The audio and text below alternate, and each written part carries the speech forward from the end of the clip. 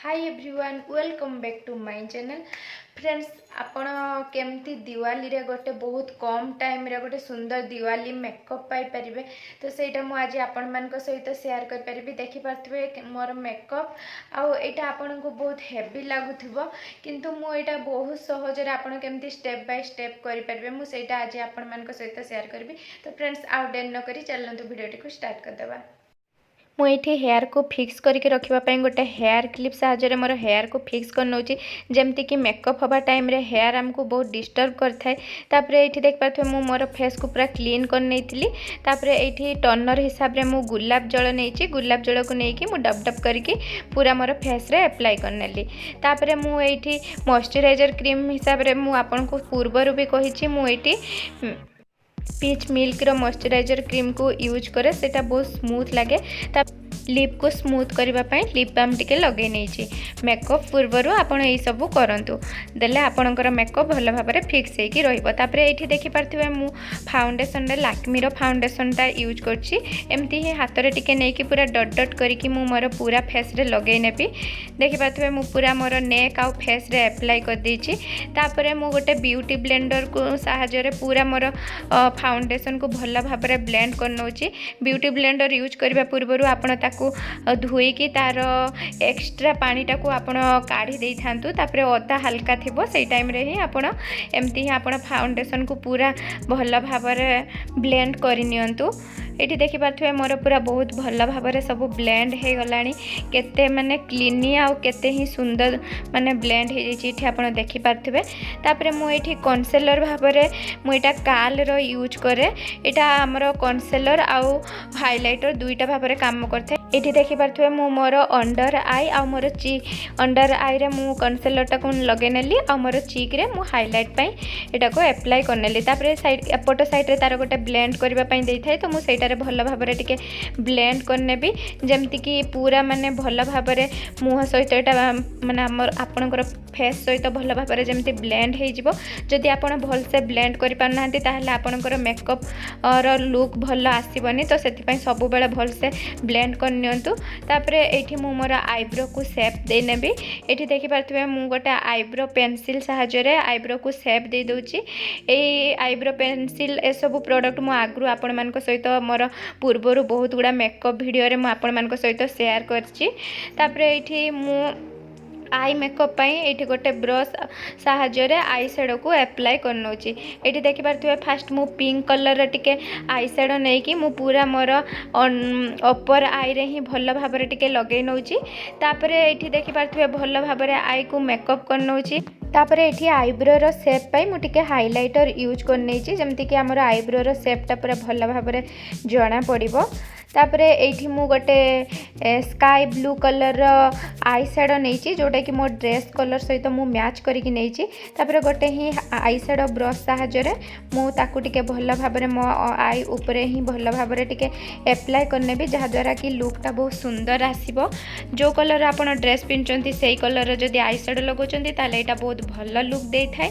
तापरे मु एबे आईलाइनर को लगेबी।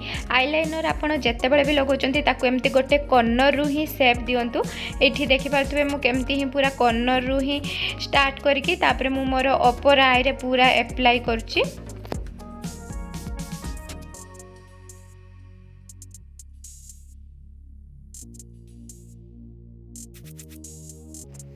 एबे मस्करा को टिके भल भाव में अप्लाई करनबा।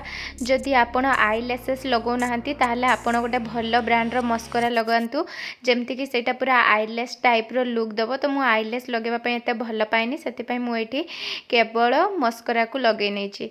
तापरे एठी मु काजल को लगे नौछि। तापरे काजल अप्लाई करबा टाइम रे आपण पूरा केयरफुली अप्लाई करंतु लहले जदि काजल तळ को बोही जाउछि ताहले आपणकर मेकअप खराब हे।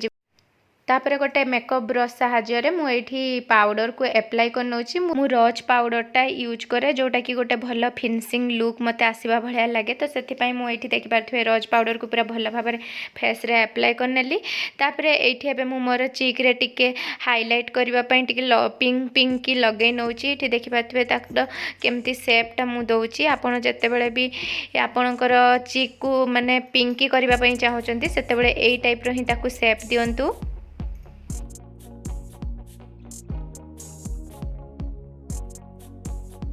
तापर मुझे लिपस्टिक को पूरा मो लिप्रे भल भाव में एप्लाय करनेबी। मुझे हूँ मेटिमीर लिक्विड लिपस्टिकटा नहीं। आपड़ जिते बड़े भी लिक्विड लिपस्टिक यूज कर भलसे फिनिशिंग करके लगातु ना यहाँ पूरा फाटिबा भाया देखा यार लुक आदौ भी भल आसबनी।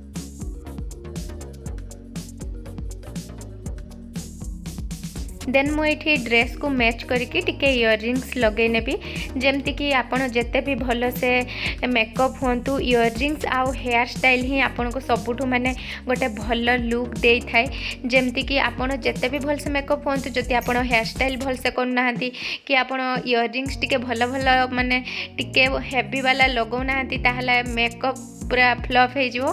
तो से देखिपे मु मोर इयररिंग्स लगे नेली। तापर मुझे हेयर को मोर किसी गोटे डिजाइन करने भी बट मुझे सेमती हेयर को एत किसी भी डिजाइन स्टाइल करिनी। जस्ट सिंपल ही एमती हेयर को स्टाइल कर देछि। आपन को जो भी हेयर स्टाइल आसे आपन करि पारबे जोटा कि बहुत सुंदर लुक आपन मान को देबो। किंतु मते एमती टिके ही खोला हेयर बहुत भल लगे। तो सेति पई मु जस्ट एमती ही टिके मो हेयर को स्टाइल करने छी।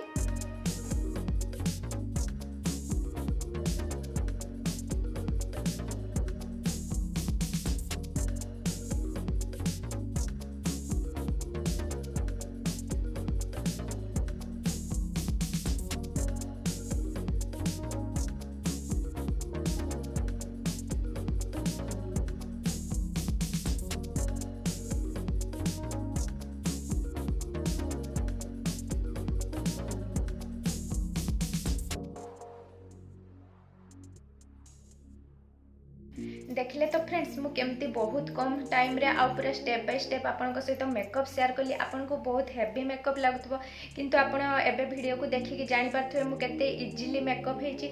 जेमती कि दिवाली रे हमर बहुत सारा काम थाई ता सहित हमको निजर मेकअप भी करिवार थाए। तो सेति पई आमी केमती बहुत सहज रे मेकअप हे परिबा मु से वीडियो आज आपन मान को पई आनथिले। आपन भी दिवाली रे थरे निहाती ट्राई करंतु आ केमती कोन लुक आसला मते निहाती इंस्टाग्राम रे फोटो शेयर करिवे। तो फ्रेंड्स एटा ही थिला मोर आज दिवाली स्पेशल लुक। तो दिवाली आगो को आछि तो मु सेति पई भाबिली कि पूर्वरु आपन को सहित एरो लुकटा शेयर करले आपनकर भी किछि आइडिया आस जिवो दिवाली रे आपन केमती मेकअप हेबे। जदि मु दिवाली रे ई मेकअपटा दोछि ताहले आपन वीडियोटा पाइला बेलकु तो दिवाली पार हो जाइथिबो। तो आपण से वीडियो रे किछि माने आपन को नॉलेज ही आसीबनी।